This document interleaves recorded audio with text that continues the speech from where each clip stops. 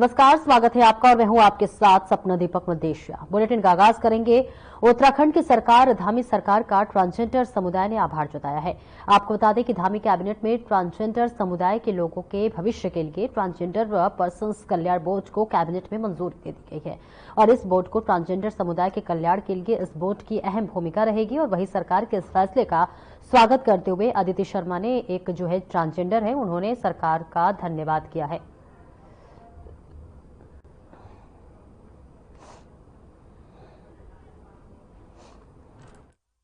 मैं शुक्रगुजार हूँ धामी सरकार की, जिन्होंने हम लोगों के लिए भी ये चीज़ें ये फैसला लिया है।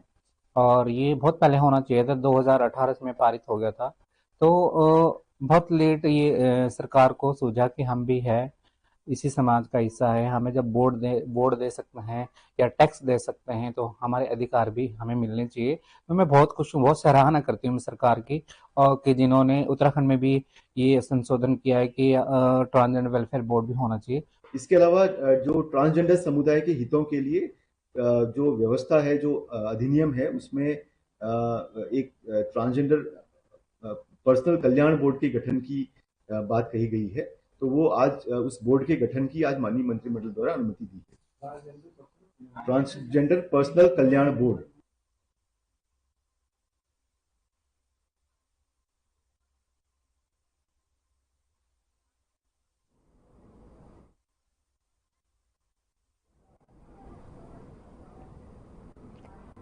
और उत्तराखंड में आगामी नगर निकाय चुनाव की तैयारियों के तहत शहरी विकास विभाग ने 11 नगर निगमों के नगर प्रमुख पदों पर आरक्षण की सूची जारी की है और ये सूची उत्तर प्रदेश नगर निगम अधिनियम 1959 और अन्य संबंधित नियमों के तहत प्रस्तावित की गई है।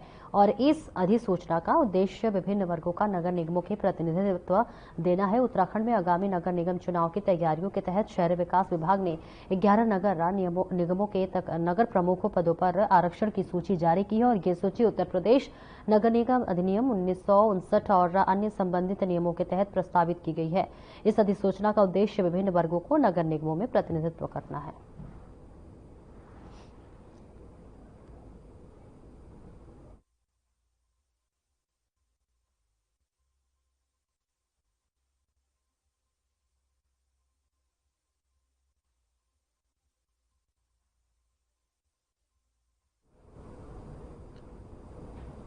और देहरादून में आईएमए के पासिंग आउट परेड का आयोजन किया गया। परेड में देश विदेश के कुल 491 कैडेट पास आउट हुए। इनमें से 456 युवा सैन्य अधिकारी भारतीय थल सेना को मिले, जबकि 35 युवा सैन्य अधिकारी मित्र देशों के सेना को अभिन्न अंग बनेंगे। इस मौके पर नेपाल के सेना प्रमुख अशोक राज सिगडेल ने बतौर जो है रिव्यूइंग ऑफिसर परेड की सलामी ली।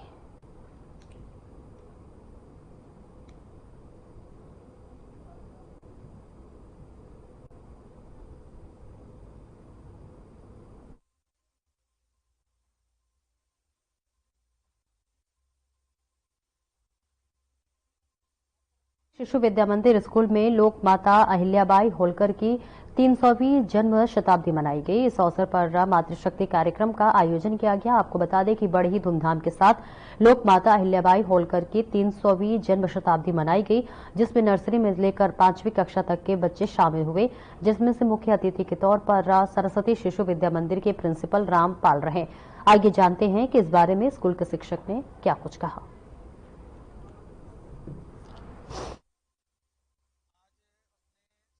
शिशु मंदिर में लोक माता अहिल्याबाई होलकर की 300वीं जन्म शती के उपलक्ष्य में एक मातृ सम्मेलन का आयोजन किया गया है।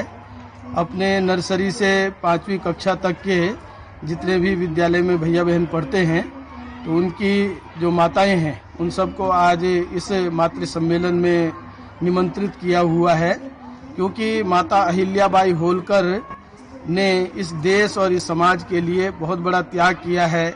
जितने भी अपने मंदिर हैं और जितने भी ऐसे सामाजिक कार्य हैं, उन सबको उन्होंने देश में संचालित किया है, इसलिए वो पूरे विश्व के लिए ही पूजनीय है।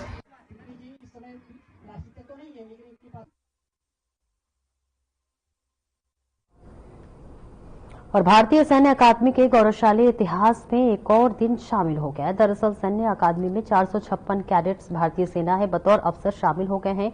खास बात यह है कि अकादमी में 35 विदेशी कैडेट्स भी पासिंग आउट हुए हैं। आपको बता दें कि पासिंग आउट परेड में रिब्यूटिंग ऑफिसर के रूप में नेपाल के सेना प्रमुख अशोक राज ने अकादमी में परेड की सलामी ली है और वहीं अकादमी में परेड के लिए काफी समय से तैयारियां चल रही थी और ऐसे में सभी तैयारियों को पूरा करते हुए अकादमी में कैडेट्स प्रथम पारा के साथ ही जो है ली गई है, सैन्य अफसर बन गए हैं।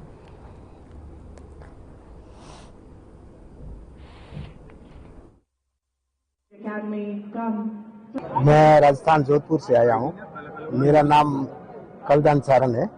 मैं सेना में था वेटनरी कोर में एज ए नर्सिंग असिस्टेंट और मेरे फादर आर्टिलरी से हवलदार से रिटायर्ड है। मैं भी हवलदार से रिटायर्ड हूँ और बेटा अधिकारियों में मतलब कमीशन लिया है। हमारा 3rd जनरेशन है और खुशी का तो बयान नहीं कर सकते इतना कि इनके कंधे पे सितारे, इनकी हार्डवर्क के वजह से ऑल ओवर गोल्ड मेडल है। CME जो कॉलेज ऑफ मिलिट्री इंजीनियरिंग में इसने गोल्ड मेडल हासिल किया, इधर भी अच्छा परफॉर्मेंस ब्रॉन्ज हासिल किया। बहुत खुशी के पल है, शब्द में बयान नहीं होते हैं और मैं यही बोलता हूं कि आगे अच्छा अधिकारी बने, अपनी ड्यूटी और सेना की जो देश की सेवा के लिए समर्पित। मेरा नाम लेफ्टिनेंट प्रतीक सिंह बिष्ट है। मैं उत्तरकाशी उत्तराखंड से बिलोंग करता हूँ। कैसा लग रहा है और आज और कितना मेहनत करना पड़ा इसको पास आउट आप हुए हैं, एक अधिकारी के रूप में आप आज जो भूमिका निभाएंगे, आप किस तरह से मैसेज आप देना चाहेंगे और क्या? डेफिनेटली बहुत प्राउड फील हो रहा है मेरे को आज। इट हैज बीन 4 साल हमारी ट्रेनिंग के बाद finally I am Dunning this task. आगे वाली यूथ को मैं यही मैसेज देना चाहूंगा कि ये जो हमारी सैन्य संस्था है इसे आप ज्वाइन करना इस बहुत ही गौरव वाली बात होती है और जो भी इसके लिए प्रिपेयर कर रहे हैं कि प्रिपेयरिंग मेहनत करते रहिए, इट इज वर्थ इट। हम दिखते हैं और कहाँ से आए? मेरा नाम किशन सिंह है। मैं आर्मी से रिटायर हूँ एज हवलदार और हम हरियाणा से हैं। तो आप पलवल। अच्छा। तो जतिन जी को आपने पहले से ही ये बनाने का सोचा था? जी, मेरी श्रद्धा थी कि मैं भी आर्मी में था तो हम अफसर को देखते, साहब लोगों को देखते तो मुझे लगता था कि हमारा बच्चा भी सेना में कभी अफसर बने और इसने आज जो किया है वो कर दिखाया है। जो हमने सोचा था उसने उससे भी मतलब बेहतर किया है और उम्मीद से ज्यादा किया है।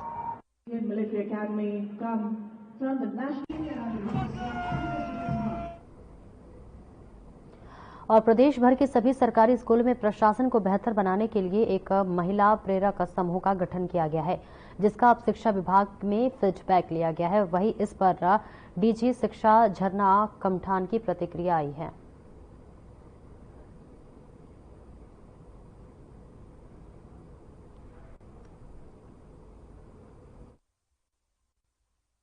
देखिए, इसमें हमने एक नवाचार के रूप में महिला प्रेरक समूहों का गठन किया गया था विद्यालयों के स्तर पे। तो अभी हमने उसका फीडबैक भी जनपदों से लिया और अभी हाल में ये ट्रेनिंग भी आयोजित करी थी ये SCRT के द्वारा और समग्र शिक्षा के द्वारा, जिसमें हमने जनपदों से मास्टर ट्रेनर्स को बुलाया था। उन मास्टर ट्रेनर्स का काम मुख्य रूप से मॉनिटरिंग का होगा, जो हमारे विद्यालय के स्तर पे कमिटीज होती हैं।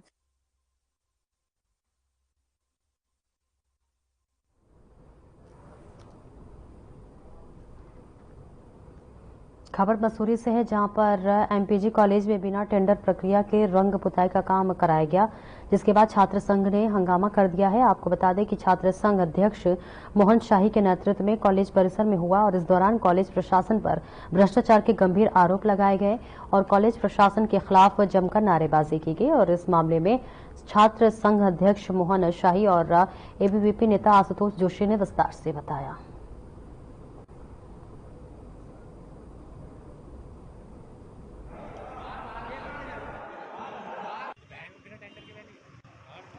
परमिशन थी आप लोगों के पास और कितने का काम था, वर्क ऑर्डर नगर पालिका तो यहाँ पर ये पेंट वाले ऐसे ही आ गए बिना किसी की अनुमति के यहाँ पेंट करने का काम शुरू कर दे दिया प्राचार्य महोदय को ये बात और आप लोगों को नहीं मालूम। हम तो एग्जाम करा रहे हैं, हम एग्जाम करा रहे हैं ये हो रहा है जिसकी हमने जांच करी तो इसमें कोई ठेकेदार अपना नाम, कोई मजदूर अपने ठेकेदार का नाम नहीं बता रहा है, कोई व्यक्ति ये नहीं बता रहा है कि ये कार्य किसके द्वारा कराया जा रहा है। जब हमारे सीनियर ने नगर पालिका में फोन करा तो उन्होंने बताया ये कार्य तो अभी स्टार्ट ही नहीं हुआ है, जो 16 तारीख को जिसका टेंडर डलना है वो आज ही कार्य शुरू करा दिया जाए। जी प्रिंसिपल बिल्कुल गुमराह कर रहे हैं, क्योंकि अभी हम जब प्रिंसिपल सर से मिलना है तो वो किसी कार्यवर्ष कहीं और जा रखे हैं। अगर हम उन्हें फोन कर रहे हैं तो वो कह रहे हैं कि ये कार्य तो हम करा ही नहीं रहे हैं। हाँ, जैसे कि आपको सूचना मिली है कि टेंडर 16 तारीख को होना था इस कॉलेज में, बिन टेंडर के किसी निजी ठेकेदार के द्वारा इस कॉलेज में खुदाई का काम कर रहे हैं, जो सरासर पूरा इलीगल काम है, जो हमने रुकवा दिया गया है।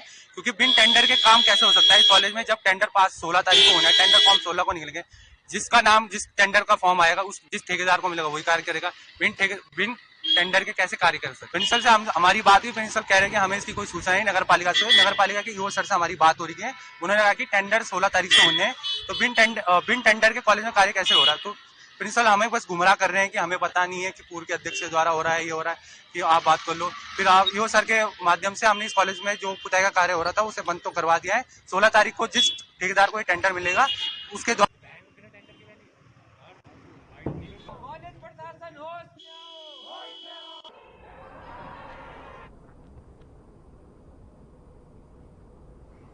चमोली के नारायणबगड़ प्रखंड में बासीना गांव में सुबह एक गौशाला में आग लगने का सूचना मिली और गांव में अफरा तफरी मच गई, जिसमें लोगों के आग बुझाने के लिए पहुंचने से पहले ही गौशाला के अंदर बंधे 2 मवेशी आग में जलकर खाक हो चुके थे।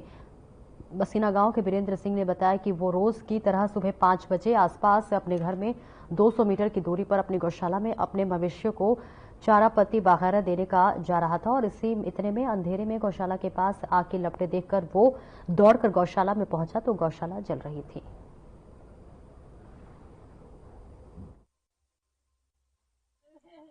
जी सर, जैसे भी मैं हर दिन प्रतिदिन जो मैं अपना टाइम पे 4 बजे सुबह दूध निकालने के लिए आप गौशाला में आता हूँ, तो हम दोनों मियाँ बीबी यहाँ पे आते हैं।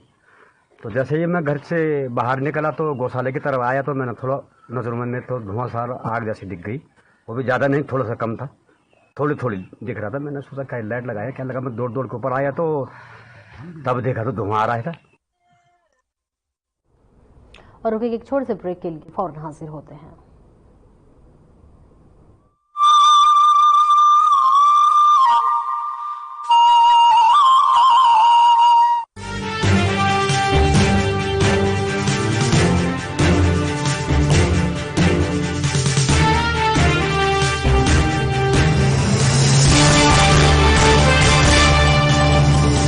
पुरखों की सांझी विरासत, ऋषि मुनियों की परंपरा और अनुकूल वातावरण से देवस्थान उत्तराखंड को मिला है देश और दुनिया में सबसे ज्यादा मान और बनी है आयुष और वेलनेस में बेस्ट डेस्टिनेशन की पहचान।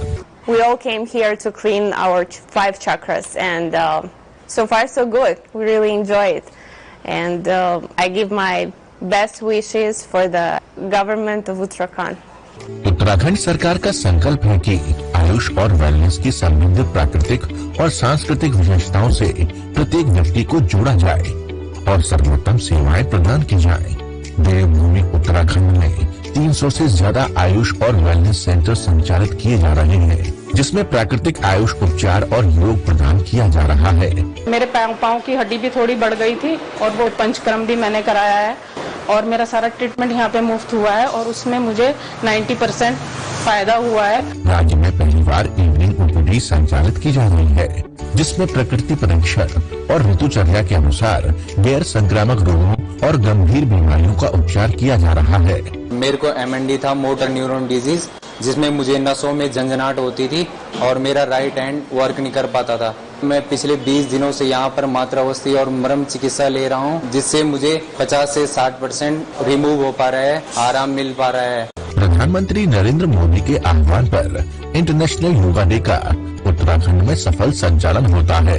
उत्तराखंड सरकार डिजिटल कार्यक्रम आयुर्वाणी और आयुर तरंगिनी मैगजीन के माध्यम से योग और आयुष से जुड़ी जानकारी जनता के बीच पहुंचा रही है। मुख्यमंत्री पुष्कर सिंह धामी के संकल्प से आयुष और वेलनेस में निवेश के द्वार खुले हैं। सांझी विरासत को संजो रही है उत्तराखंड सरकार। आयुष और वेलनेस है स्वस्थ जीवन शैली के आधार।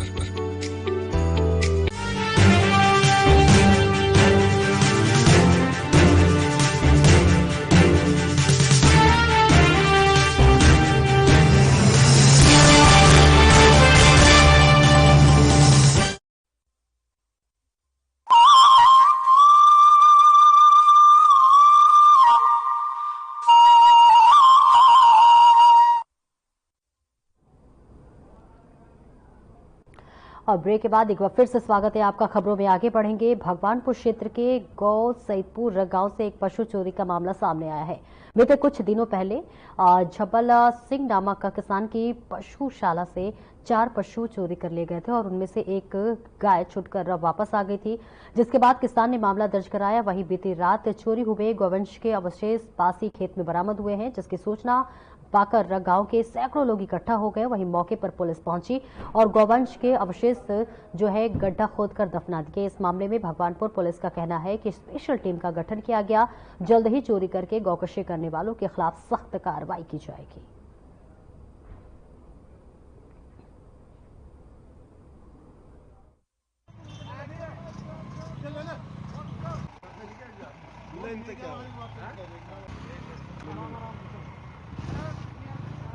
वहां पर पानी दे रहा था एक आदमी, तो उस खेत में जो है एक जानवर की खाल मिली और उस खाल को जो है देखकर फिर उसने फोन करा गाँव में। फिर यहाँ से कुछ आदमी गए गाँव में, उन्होंने देखी खाल है, फिर देखी वो खाल जो है हमारी गाय की, और फिर जो है वो देखी कहाँ से आई है ये, तो उन्होंने देखी किस तरफ से खिंचकाई, कुत्ते लेके खींच कर। अच्छा वहां नदी में देखा तो वहां पत्ते घेर कर, मतलब वो घेर कर मिट्टी खोद कर और पत्ते घेर कर उस पर, और फिर जो है मिट्टी पत्ते डाल रखे जिससे दिखा ना किसी को, तो वहां तक फिर उन्होंने खोद के देखा वहां तो बदबू आई। हमारे यहाँ का एक आदमी पानी दे रहा, 2 आदमी पानी चला रहे थे, तो ये जो था ना वो उसमें गाय का डंगा, तो दूसरे को बुलाया उसने, उसे बुला कर फिर वो दिखाया उसने फिर मेरे को फोन किया कि भाई यहाँ देखो एक वो है। हम चले गए वहां पर, वहां जाने के बाद में फिर हम उसको जिधर से कुत्ते खाल को लेकर गए उधर, तो हम उधर से चले तो वहां से खड्डा दिखा हमको जगह, तो फिर वहां पुलिस पहुंची और पुलिस को साथ में ही फिर वो खड्डा खोदा गया, दोबारा जाकर मशीन से खड्डा खुदवाया, उसमें वो हमारे जानवरों के सब वो खाल और सीर सब मिले।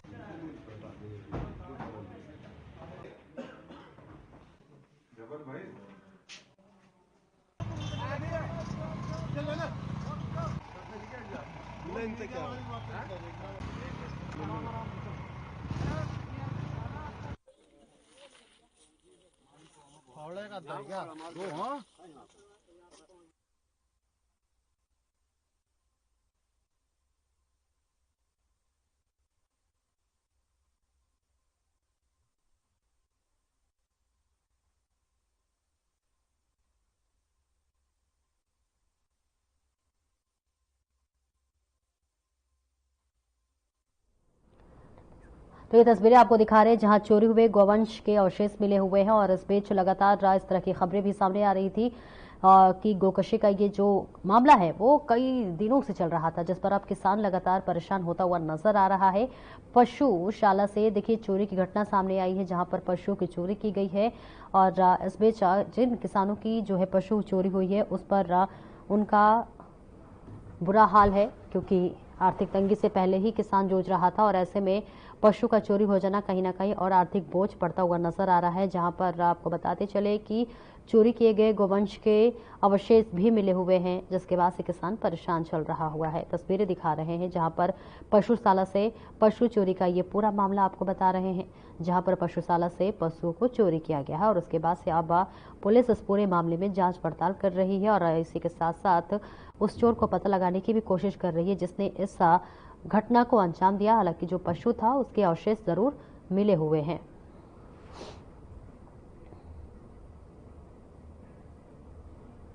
रोकेंगे छोटे से ब्रेक के लिए, जल्द लौटते हैं।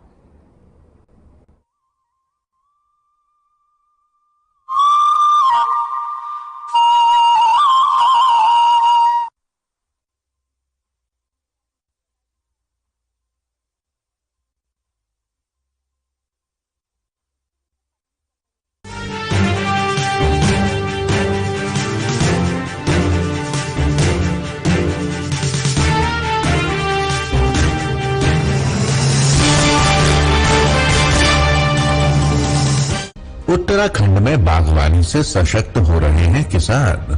बन रही है उन्नत प्रदेश की विशिष्ट पहचान। मुख्यमंत्री पुष्कर सिंह धामी के संकल्प से किसानों की आय में जबरदस्त मुनाफा, फल और सब्जियों में पौष्टिकता, विकास के अंत्योदय सफर की कहानी लिख रही है। मुख्यमंत्री एकीकृत बागवानी विकास योजना के तहत किसानों को समृद्ध बनाने के लिए कोल्ड स्टोरेज पर 50% सब्सिडी अथवा 7,50,000 रुपए तक और रेफ्रिजरेटर वैन पर 50% सब्सिडी अथवा 13 लाख रुपए तक दिए जा रहे हैं। साथ ही फल, सब्जियां, पुष्प और मसालों के पौधे और बीज 50% सब्सिडी पर किसानों को प्रदान किए जा रहे हैं। मुख्यमंत्री एकीकृत बागवानी योजना के तहत हमें सब्जी और बीज उपलब्ध कराए जाते हैं, जिसमें कि हमें समय समय पर उद्यान विभाग के द्वारा विभिन्न प्रकार के कीटनाशक दवाइयां भी उपलब्ध कराई जाती हैं और महिलाओं का एक आजीविका को लेकर एक नया ही उत्साह उत्पन्न हुआ है। मुख्यमंत्री संरक्षित उद्यान विकास योजना में पॉली हाउस के अंदर सब्जी या पुष्प का उत्पादन करने पर किसानों को 80% तक सब्सिडी प्रदान की जा रही है।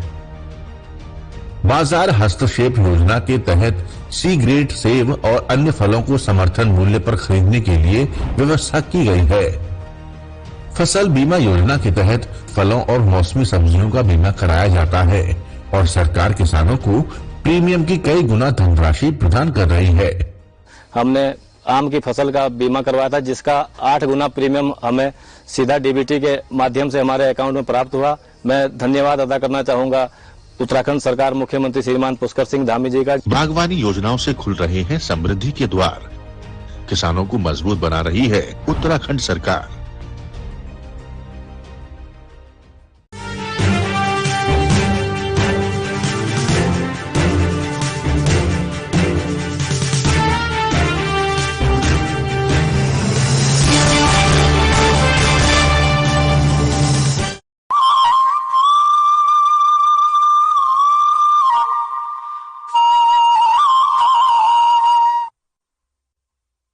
अब ब्रेक के बाद एक बार फिर से स्वागत है आपका। बढ़ेंगे खबरों की ओर, जहां गुरु गोविंद सिंह महाराज का प्रकाश पर्व 6 जनवरी 2025 को गुरुद्वारा श्री हेमकुंड साहिब में धूमधाम के साथ मनाया गया।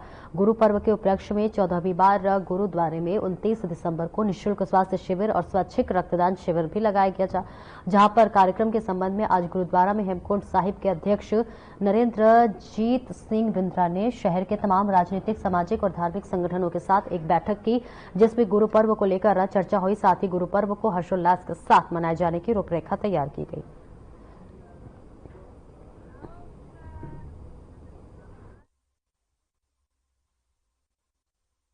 जनवरी को गुरु गोविंद सिंह जी का पर्व है और ये पिछले कई वर्षों से, बल्कि ये 14वां कैंप होगा, 13 साल पहले लगातार एक मेडिकल कैंप इस पर्व में, इस खुशी में लगाया जाता है। जो ऋषिकेश की जितनी जनता है, जितनी संस्थाएं हैं, इसको मिल करके और बड़े हर्षोल्लास से इस पर्व को मनाती हैं और इस उपलक्ष्य में ये कैंप लगाती हैं। तो इस वर्ष भी ये मेडिकल कैंप 29 दिसंबर को, मैं फिर रिपीट कर रहा हूँ, 29 दिसंबर को संडे के दिन ये कैंप बनाया जाएगा, लगाया जाएगा। इसमें जो अभी तक हमारे पे डॉक्टर जिन्होंने अपनी उपस्थिति दर्ज करने के लिए कहा है। और आगे बढ़ेंगे, जहां देहरादून से देहदान का एक मामला सामने आया है, जहां एक 2.5 महीने की बच्चे का देहदान किया गया। आपको बता दें कि जानकारी मिली है कि दून अस्पताल में हृदय संबंधी रोग एसफिक्सिया बीमारी से बच्चे का निधन हो गया था, जिसके बाद बच्चे का देहदान किया गया। बता दें कि महज 2.5 महीने की बच्ची के देहदान का ये पहला मामला है और इस मामले में चिकित्सकों ने बताया कि बच्ची की हृदय संबंधी रोग थी और जिसके चलते उसका निधन हो गया। बच्ची के पिता राम विहार हरिद्वार में एक फैक्ट्री में कार्यरत है। मिली जानकारी के अनुसार हरिद्वार के डॉक्टर राजेंद्र सैनी ने परिवार का देहदान के लिए प्रेरित किया।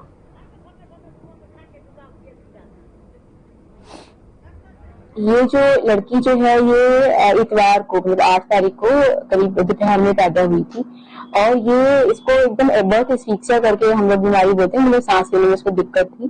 तो उसको फिर काफी प्रयास करे, इंट्यूबेट भी कर दिया था, जिसका वेंटिलेटर सपोर्ट करते हैं, उसको भी हमने उसको रखा, लेकिन उसको हाइपोक्सिक इस्केमिक एन्केफेलोपैथी HIE करके बोलते हैं, बर्थ एस्फिक्सिया के साथ वो भी हो गई थी, बर्थ एस्फिक्सिया के साथ। तो काफी प्रयास करे और उसका ब्लड प्रेशर भी नहीं हम मेंटेन कर पाए, तो उसके लिए भी काफी दवाइयां दी गई। लेकिन हम फिलहाल इस बुलेटिन में इतना ही। दीजिए इजाजत, नमस्कार।